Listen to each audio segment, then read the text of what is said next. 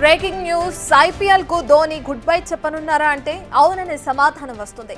IPL నుంచి ధోని తప్పుకోనున్నట్లు తెలుస్తుంది. ఇవాళ గుజరాత్ తో లీగ్ చివరి మ్యాచ్ ముగిసిన తర్వాత ధోని రిటైర్ అవబోతున్నట్లు ప్రచారం జరుగుతుంది. సిఎస్కే టీం ఫ్యూచర్ ను దృష్టిలో పెట్టుకుని రిటైర్ అవుతున్నట్లు టాక్. సీజన్ లో చెన్నై ప్రదర్శన అనుకున్నంత స్థాయిలో లేకపోవడం కూడా అందుకు కారణమై ఉండొచ్చు.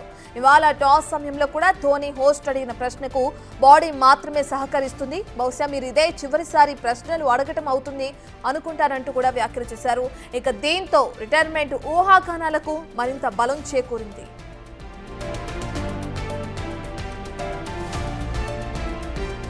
అయితే ఇప్పటి వరకు ఐపీఎల్లో 277 మ్యాచ్లు ఆడిన ధోని 5439 పరుగులు చేశారు. 16 సీజన్లలో చెన్నైకి ప్రాతినిధ్యం వహించి 5 సార్లు ఛాంపియన్ గా నిలబెట్టాడు. ఇక చివరి మ్యాచ్ లో అభిమానుల హృదయాల్లో చిరస్మరణీయంగా నిలిచే విజయాన్ని సాధించాలని కూడా కోరుతున్నారు.